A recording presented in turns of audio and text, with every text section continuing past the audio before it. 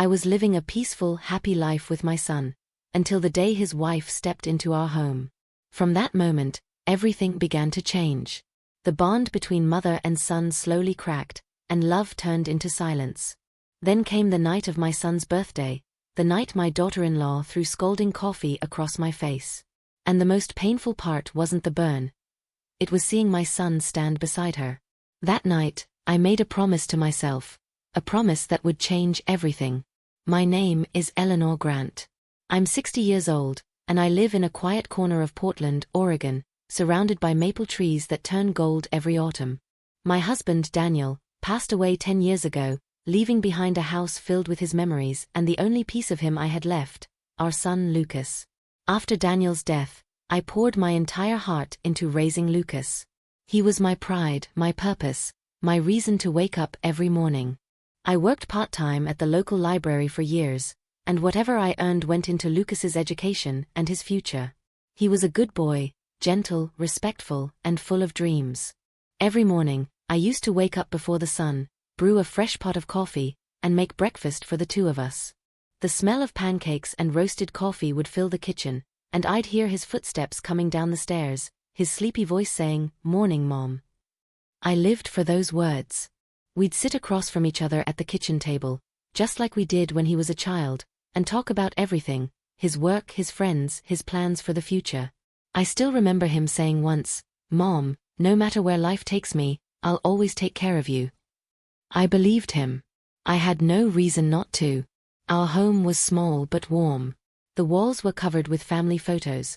Lucas's graduation picture, our trip to the coast, Daniel's favorite fishing photo where he held up a tiny fish like it was a trophy. Every evening, when the light hit those frames, the house glowed with memories. Sometimes I would talk to Daniel's photo while cooking dinner, telling him about my day, or about how proud he would have been of our son. I thought we were doing just fine, that maybe the two of us had made it through the worst life could offer. I was wrong. The change started the day Lucas told me he was seeing someone. He came home one evening, his face glowing with excitement, and said, "Mom, there's someone I want you to meet." I was genuinely happy for him. I had prayed for this, for him to find someone who would love him the way his father loved me. He told me her name was Megan, that she worked at a marketing firm, and that she was the most incredible woman he'd ever met. I remember smiling and saying, "I can't wait to meet her, sweetheart." For the next few days, I cleaned the house from corner to corner. I ironed the curtains, baked Daniel's favorite apple pie, and even placed fresh lilies on the dining table because I wanted everything to be perfect for her visit. When Megan finally arrived that Saturday evening, she looked flawless, tall, confident, and dressed in a dark blue dress that screamed elegance. I offered her a warm hug, but she only gave me a polite smile, the kind that doesn't reach the eyes. I told myself it was just nerves. First impressions can be awkward. But deep down, something felt off. During dinner, I tried to make conversation, asking her about her work, her family, her interests. She answered politely but briefly, her eyes often drifting toward Lucas instead of me. Whenever I spoke, she would smile faintly, then sip her wine as if she couldn't wait for the evening to end. I ignored the tension, convincing myself it was just because she was new. When they left that night, I stood by the door and said, "She's lovely, Lucas. I'm happy for you." And I meant it. But even then, a small part of me felt uneasy. The way Megan looked around the house, as though measuring everything, the old furniture, the framed photos, even my worn-out apron. It was as if she was already imagining what would change once she became part of this home. I didn't know it then, but that night was the last time peace truly lived under my roof. Megan and Lucas got married 3 months later in a small ceremony at a vineyard outside the city. I remember watching them exchange vows, my eyes filled with tears of pride and joy. I kept thinking that my son had found someone who would stand beside him through everything, just as I had once stood beside his father. After the wedding, they moved back into our family home, the same house Daniel and I had built together brick by brick. At first, I was thrilled to have them there. I thought our house would feel alive again, filled with laughter, voices, and the sound of another woman's footsteps echoing through the hallways. The first few weeks were peaceful. Megan would sometimes join me in the kitchen, pretending to help while scrolling through her phone. I didn't mind. I told myself she was adjusting. I made her breakfast every morning and folded her laundry with the same care I gave Lucas's. I wanted her to feel that this was her home too. But soon, I noticed the small things. The way she frowned when I offered advice, the look of annoyance when Lucas and I talked for too long, the sighs when I reminded him about simple chores. It started subtly. One morning while I was preparing breakfast, she walked in and said, "Mrs. Grant, you don't have to do that every day. I can handle my own kitchen." Her voice was polite, but the undertone was sharp. I smiled and said softly, "Please, call me Eleanor. And it's just a habit, I love cooking for my family." She nodded but didn't smile back. From that day on, she started cooking separately. The kitchen that once smelled like apple pies and laughter became divided, one side for me, one for her. Then came the whispers to Lucas. I'd often hear them talking behind closed doors, her voice low and persuasive. "Your mom needs to give us space," she'd say. "We can't build our own life if she keeps hovering around." Lucas would walk out afterward, quiet, avoiding eye contact with me. When I'd ask if everything was all right, he'd just say, "Yeah, Mom, it's fine." But I could feel him slipping away, inch by inch, word by word. Megan started changing little things around the house too. The curtains Daniel had chosen were replaced with sleek, modern blinds. My floral tablecloth disappeared, replaced by a cold, gray runner. Family photos that once lined the hallway were suddenly missing. When I asked about them, she said, "Oh, I thought they made the space look cluttered." That night, I found all those pictures packed away in a storage box in the garage. My hands trembled as I held Daniel's photo, wiping the dust off his smiling face. It felt like she wasn't just redecorating, she was erasing me. A few weeks later, Megan suggested hiring a cleaning service, insisting that I should relax at my age. I told her kindly that I didn't mind keeping things tidy. She replied with a smirk, "But sometimes too much help feels controlling, don't you think?" Her tone made it clear she wasn't talking about cleaning. I realized then, I was becoming the unwanted guest in my own home. One evening, Lucas came home from work looking tense. He sat at the dinner table and said, "Mom, Megan and I have been talking. We think it might be better if you had your own place." My fork froze in midair. I asked, "Did I do something wrong?" He shook his head, not meeting my eyes. "Of course not. It's just, we need some privacy." I smiled faintly, holding back tears. "Of course," I said. "Every couple needs their space." I excused myself, went upstairs, and closed the door behind me. That night, I sat on my bed, surrounded by silence, staring at the empty corner where Daniel's chair used to be. I whispered to his photo, "Do you see what's happening to us? He was your son too." I wanted to scream, but instead, I folded my hands and prayed, not for them to change, but for the strength to let go gracefully. The next morning, I packed my clothes, my husband's photo, and a few memories into 2 suitcases. Lucas hugged me at the door, but it was a hollow hug, the kind people give out of duty, not love. Megan stood beside him, arms crossed, a polite smile on her face. "Take care, Eleanor," she said, her voice sweet but empty. As I walked down the driveway, I turned back once to look at the house. It no longer looked like home. The windows were dark, the garden overgrown, and the laughter that once filled those walls had vanished. I told myself, maybe they'll miss me someday. But deep down I knew, the storm had only just begun. Moving out of my own home was harder than I expected. I found a small 1-bedroom apartment on the edge of Portland, near a quiet park where the air always smelled of rain and pine. It wasn't much, just a small living room, a kitchenette, and a narrow balcony, but it was mine. I bought second-hand furniture, put Daniel's framed photo on the nightstand, and tried to convince myself that solitude could be peaceful.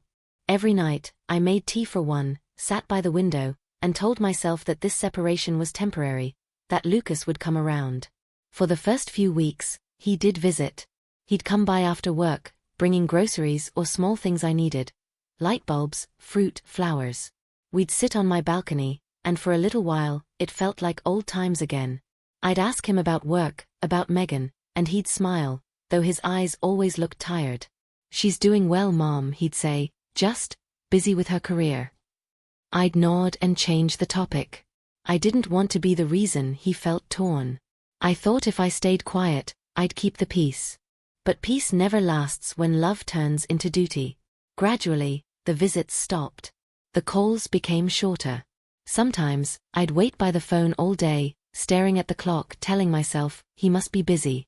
I'd scroll through old photos of us, his graduation, his 16th birthday, our family vacations, and try not to cry. But the silence was deafening. Even the birds outside my window seemed to sing less often.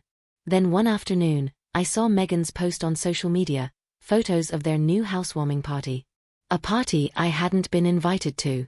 In the background, I could see the same couch Daniel and I had bought together years ago, the same rug, the same curtains. My home, my memories, but not a single trace of me. I felt something inside me shatter. Still, I tried to make peace with it. I told myself, as long as he's happy, I can live with being forgotten. But fate has a way of testing the limits of a mother's patience. A few weeks later, Lucas called. His voice sounded distant, almost strained. "Mom, listen," he began, "Megan and we just need some space for a while. It's been stressful with work and everything." I swallowed my pain and asked, "Are you two okay?" He hesitated before answering, "Yeah, we're fine. Just, don't visit for a bit, alright? Megan needs time to adjust." I smiled through the phone even though tears blurred my vision. "Of course, sweetheart. I understand." When the call ended, I held the phone against my chest and whispered, "You don't have to adjust to love, Lucas. You just have to feel it." Days turned into weeks. No calls, no messages. The loneliness crept in like a slow poison. Every sound, the ticking clock, the passing train, the wind outside, felt heavier than before. Some nights I'd cook his favorite meals, then sit at the table with 2 plates, pretending he was still there. It was foolish, I know, but habits of love don't die easily. One evening, while cleaning my small living room, I found an old envelope of bills. My pension check had come, and as I sat there counting the modest amount, I smiled to myself. Maybe I'll save a little every month for him, I thought. Just in case he ever needs help. That thought brought warmth back into my chest. Because no matter how much pain a mother endures, her love always finds a way to survive. Then one morning, while watering the tiny plants on my balcony, I looked at the calendar on the wall. The red circle around the date stared back at me, Lucas's birthday. My heart fluttered. Maybe this was my chance. Maybe if I surprised him with something small, he'd remember what we once shared. I spent the next few days planning it all carefully. I went to the bank and withdrew $5,000 from my savings. Money I had been keeping for emergencies. I placed it in a cream-colored envelope and tied it with a blue ribbon, the same shade as his baby blanket.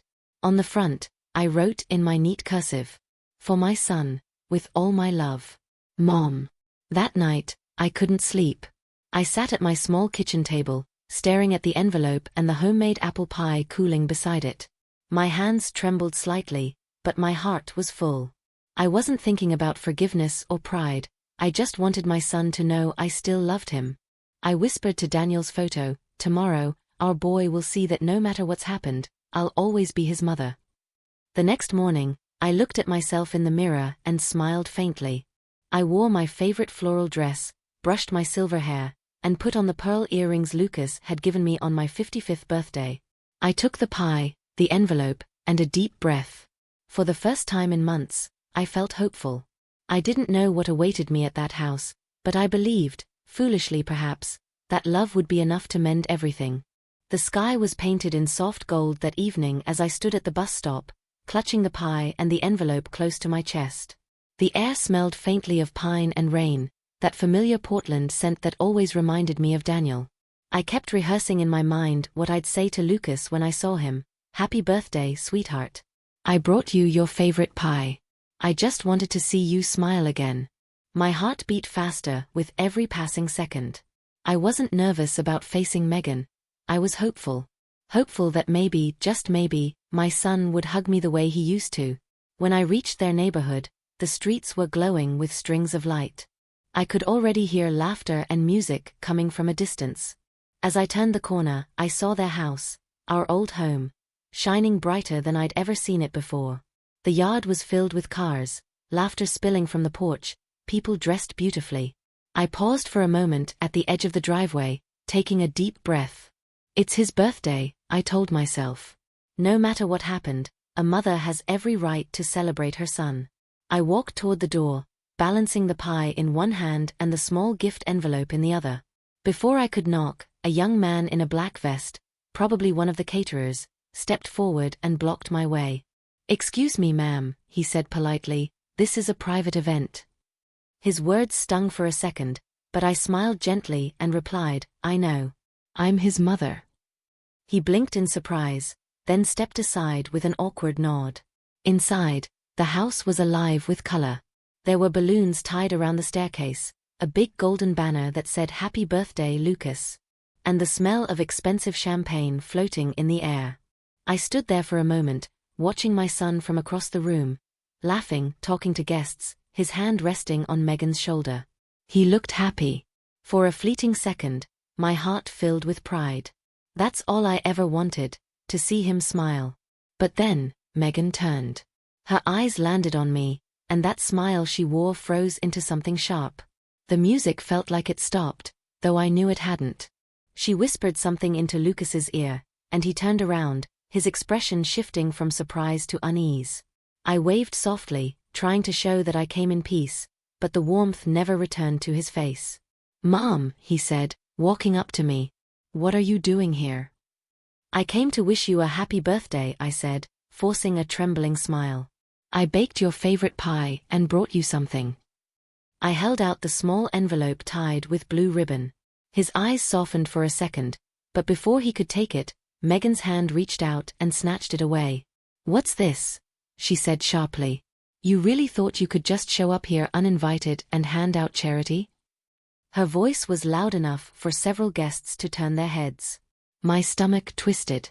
"It's not charity," I said calmly. "It's a gift. For my son." Megan tore the envelope open, her movements quick and careless. The crisp bills fell slightly as she pulled them out and counted them with mock disbelief. $5,000, she said, her tone dripping with contempt. Then she laughed, that cold, piercing laugh that silenced the room. "That's it? You raised him all these years, and this is what you bring? $5,000. A few people chuckled nervously, unsure if it was a joke. My hands trembled, but I stood tall. "It's not about the amount," I said softly. "It's from my heart." She stepped closer, eyes blazing. "Then maybe you should keep your heart to yourself," she hissed, and before I could react, she threw the money at my face. The bills fluttered in the air like fallen leaves, landing on the floor between us. The laughter around the room grew louder. My face burned, not from shame but from heartbreak. "Lucas," I said, turning toward him. "Are you really going to let her do this?" He stood frozen for a moment, eyes darting between me and his wife. Then he whispered, "Mom, please not here." That was it. That was all he said. Not a word in my defense. Not a single act of love. I felt something snap inside me, a quiet, cold kind of pain. "You've changed, Lucas," I said under my breath. "You've truly changed." But Megan wasn't done. As I bent down to pick up the fallen money, she grabbed a cup of hot coffee from the table beside her. "You want to act dramatic, Mrs. Grant?" she sneered. "Then let's give them a show." And before anyone could stop her, she threw the steaming cup across my face. The pain was instant, sharp, searing, blinding. I gasped, stumbling backward as the room erupted in chaos. My hands went to my cheek, the skin burning. Tears flooded my eyes, but it wasn't just from the heat. It was from betrayal. I looked at my son, my only child, and through my blurred vision, I saw him standing there frozen. He didn't rush to help. He didn't even move. He just whispered something to Megan that I couldn't hear, and the world around me felt like it collapsed. Without another word, I turned and walked out. My pie still in one hand, the smell of burnt coffee and shame clinging to my skin. The night air was cold against my face, but it didn't cool the pain. As I reached the gate, I looked back one last time and whispered, "Happy birthday, my son." Then I walked into the darkness, vowing silently that this would not be the end of my story. The walk back home that night felt endless. Each step echoed with disbelief. The cold Portland air brushed against my skin, but all I could feel was the burning sting where the coffee had hit my face. I didn't cry, not because it didn't hurt, but because something inside me had gone completely numb. The laughter of the guests still rang in my ears like a cruel melody, every chuckle carving deeper into my heart. I had gone there as a mother, carrying love in my hands, and I was leaving as an unwanted stranger. When I reached my apartment, I didn't turn on the lights. I just sat down on the floor, still in my floral dress, still holding the empty pie dish. The smell of baked apples clung to me like a fading memory. I tried to understand what I'd done wrong. I had given him everything. My years, my savings, my love, and still, I was treated like a burden. I whispered to myself, "You were supposed to protect me, Lucas. You were my son." That night, I barely slept. Every time I closed my eyes, I saw Megan smirk, heard the laughter, felt the hot sting of coffee again. I got up before dawn, washed my face, and sat by the window as the first light crept through the blinds. My reflection stared back at me in the glass. Older, weaker, lonelier. But somewhere beneath that reflection, I saw something else. Something that refused to be broken. A few days later, I received a text from an unknown number. "Mrs. Grant, this is Sarah Collins. I was at the party that night. I think you should see something." Attached was a short video. My hands shook as I pressed play. There I was, standing in the middle of that room, offering the envelope. Then came Megan's voice, her laughter, her cruel words. And then the coffee. The video ended with the guests gasping as I stumbled out. I watched it twice, unable to breathe. This wasn't just my pain anymore. This was proof. When I looked back up, tears streamed down my face, but they weren't from sadness this time. They were from something fiercer, resolve. I called Sarah immediately. Her voice was soft, sympathetic. "I'm so sorry for what happened," she said. "I didn't know it would go that far. I just couldn't watch it in silence." I thanked her, and she sent me the original video file. For the next few days, I stayed quiet. I didn't call Lucas. I didn't visit. I didn't even mention it to anyone. I simply sat at my kitchen table, the video open on my phone, and thought. Over and over again. I realized I wasn't seeking revenge. I was seeking respect. Something every mother deserves, but not every child understands. Finally, one morning, I put on my coat, slipped the phone into my purse, and took a bus downtown to the courthouse. As I stood in line at the front desk, the clerk asked gently, "Ma'am, what's your case about?" I met her eyes and said calmly, "It's about a mother who was humiliated in her own son's house. And it's time someone heard her side of the story." That night, as I returned home, a strange peace settled inside me. For the first time in months, I felt Daniel's presence. Maybe he was proud of me, I thought. Maybe he was whispering, "Finally, Ellie. Finally, you're standing up for yourself." I walked to the mirror, touched the faint burn mark still visible on my cheek, and smiled faintly. "This scar," I said quietly, "is not a wound anymore. It's proof that I survived their cruelty." And for the first time, I didn't feel small. I felt unstoppable. The following week was a blur of paperwork, meetings, and long silences. I never imagined I'd find myself walking through the doors of a courthouse, but there I was, just an old woman in a long coat, holding a phone that carried the proof of her humiliation. The clerk helped me file a complaint, and a kind attorney named Mr. Larson offered to represent me pro bono after watching the video. He said softly, "Mrs. Grant, this isn't just about what they did to you, it's about dignity." I nodded, though my heart trembled. All I wanted was for the truth to be seen, for the world to know that even mothers have limits. Back at home, I lived quietly, avoiding the outside world. Every sound of laughter from the street reminded me of that night. Still, there was a strange calm inside me. For the first time, I wasn't waiting for my son to call. I wasn't hoping for an apology. I was waiting for justice. Every morning, I'd sit by the window, watching the city go by, and whisper, "Daniel, it's almost time." The first hearing came 2 weeks later. I remember walking into the courtroom, the faint scent of old wood and polished floors filling the air.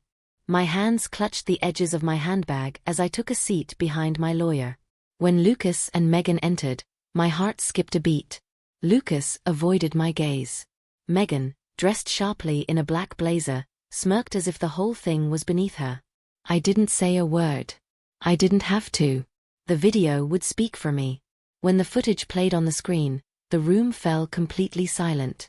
The sound of Megan's voice echoed through the courtroom, her cruel laugh, her taunts, her words slicing through the air. That's it? Just $5,000. Then the moment came, the money thrown, the coffee hurled, my cry of pain. I couldn't bring myself to look up, but I could feel every eye in the room fixed on me. When the video ended, Judge Harper leaned back in her chair, her expression unreadable. The silence stretched until she finally spoke. "Mrs. Grant," she said, "no one deserves to be treated this way. Not a stranger, and certainly not a mother."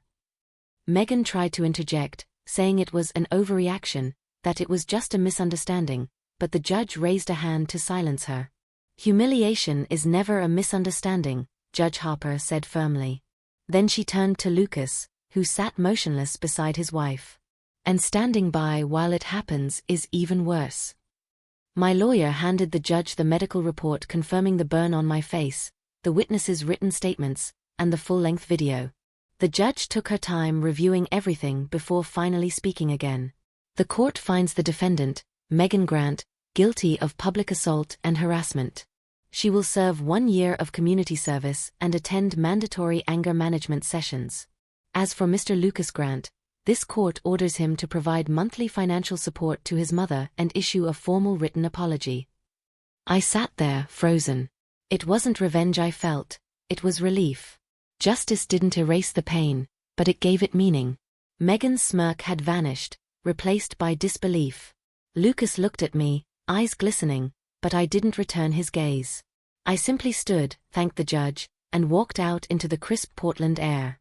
Outside the courthouse, a few reporters had gathered, whispering about the coffee cup case. One young woman approached me with a microphone and asked, "Mrs. Grant, how do you feel about today's verdict?" I looked straight into the camera and said, "I didn't come here for revenge. I came here to remind the world that a mother's love should never be mistaken for weakness." That night, for the first time in a long while, I slept peacefully. The house was still small, the walls still quiet, but inside me, something had changed. I felt stronger, freer, like the storm had passed, and I was finally standing in the sunlight again. The next few days felt lighter, as if the city itself had exhaled with me. For so long, I'd lived in silence, afraid that speaking up would only bring more pain. But now, every breath I took carried the quiet strength of knowing I had done the right thing. The local news channels were still buzzing about the coffee cup case, but I didn't care for the noise. I wasn't chasing fame or pity. I just wanted peace, the kind that comes when you finally stop apologizing for existing. A week after the verdict, a letter arrived. The handwriting was familiar, uneven, hurried, the same way he used to write me notes when he was a boy. It was from Lucas. My hands shook slightly as I opened it. "Mom, there's no excuse for what I did." Watching that video in court broke something inside me. I saw myself standing there, silent, while the woman who gave me everything was being humiliated. I don't know if I can ever forgive myself for that moment. Megan keeps saying it was a misunderstanding, but I know better now. You didn't deserve that, Mom. You never did. If you ever find it in your heart to let me see you again, I'll be waiting. Your son, Lucas. I held that letter to my chest, tears rolling down my cheeks. 4 years, I dreamt of hearing those words, but now that they were finally written, they didn't heal me the way I thought they would. Love doesn't disappear, but trust does, and it doesn't return with a single apology. 2 days later, there was a knock on my door. When I opened it, Lucas stood there. Older, thinner, his eyes sunken with guilt.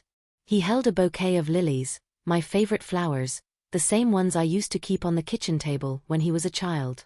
For a long moment, we just looked at each other. "Mom," he whispered, his voice breaking. "I'm so sorry." I stepped aside and gestured for him to come in.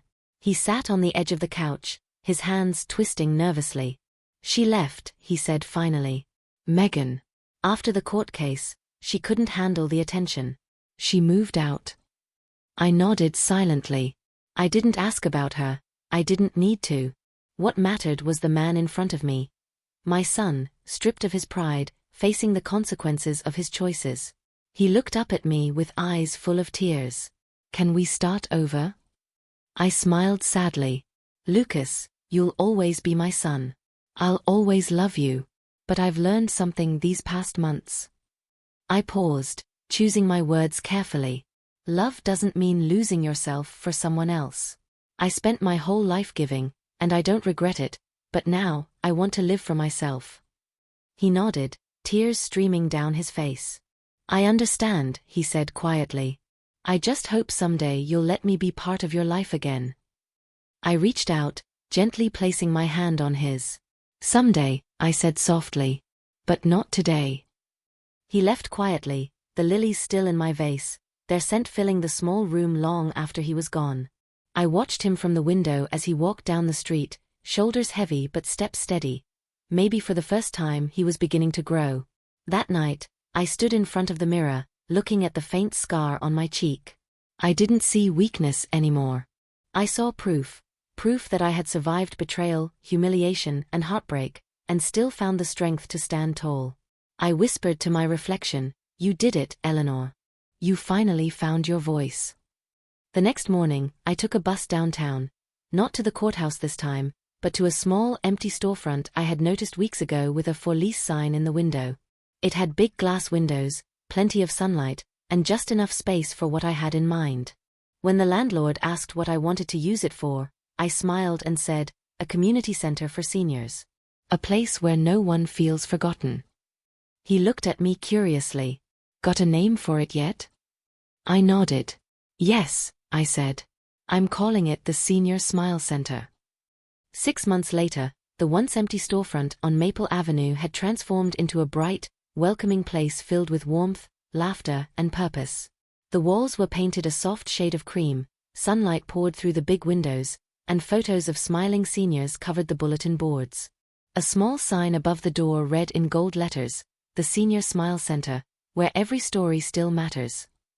Every morning, I arrived early, unlocking the doors before the volunteers came in. The sound of the bell above the entrance always made me smile. Some days, we hosted art sessions. Other days, we played music or shared meals together. People who had been invisible to the world, widows, veterans, grandparents forgotten by their families, found companionship again. Watching them laugh and talk made me realize something powerful. Healing doesn't always come from revenge or apology. Sometimes, it comes from giving meaning to your pain. One afternoon, as I was arranging new chairs near the window, a young journalist entered. The same woman who had interviewed me outside the courthouse months ago. She smiled warmly and said, "Mrs. Grant, your story has inspired so many people. The whole city knows about this center now. Could we do a small feature on you?" I hesitated for a moment, glancing around the room at the seniors painting by the wall, a few of them humming softly to old jazz tunes. "All right," I said with a gentle laugh. "But only if you promise to focus on them, not me." She smiled and nodded, setting up her small recorder on the table. As the interview began, she asked, "What made you start this place, Mrs. Grant?" I looked out the window for a moment, watching the leaves dance in the soft Oregon breeze. "Because I realized something," I said quietly.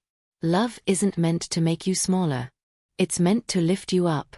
I spent my life giving everything I had to people who forgot my worth. But the day I stopped asking to be loved back was the day I found peace." She leaned forward, eyes glistening. "So this center, it's your way of starting over?" I smiled. "Yes. For a long time, I believed being a mother meant living for one person, your child. But now I know, to be a mother, you don't need children. You just need love to give." After she left, I sat quietly in the corner of the room, listening to the chatter and laughter around me. A man named Robert was telling stories from his Navy days, while an elderly woman named Jane was knitting a scarf for another resident. Their joy filled every inch of the space, and I felt Daniel's presence again, calm, steady, proud. That evening, when I locked the doors, I walked home under a soft drizzle, the kind of Portland rain that feels like a whisper on your skin. My apartment no longer felt empty. On the small table by the window sat the vase of lilies Lucas had brought months ago, now dried but still beautiful. I hadn't heard from him in a while, but I wasn't bitter. Some distances are necessary for love to rediscover its honesty. Before going to bed, I took Daniel's photo from the nightstand and smiled. "We did it, didn't we?" I whispered. "He's grown, and I've finally learned to live." The next morning, as I prepared breakfast, my phone buzzed. It was a message from an unknown number. I opened it and saw a photo of Lucas, standing in front of the Senior Smile Center, smiling, holding a donation envelope in his hand. The message read, "For the woman who taught me what love truly means. Thank you, Mom." I sat down, pressing a hand over my heart. The sun spilled across the kitchen floor, warm and golden. I looked out the window, whispering softly to myself. Forgiveness doesn't mean forgetting, it means freeing yourself from pain. And in that quiet moment, I finally understood. Sometimes the greatest revenge is simply living well, loving openly, and smiling anyway. Thank you for listening to my story. Before you go, don't forget to subscribe to my channel. It means more to me than you can imagine. And I'd really love to know, where in the world are you listening from right now, and what time is it there? Tell me in the comments below. I can't wait to hear your answers.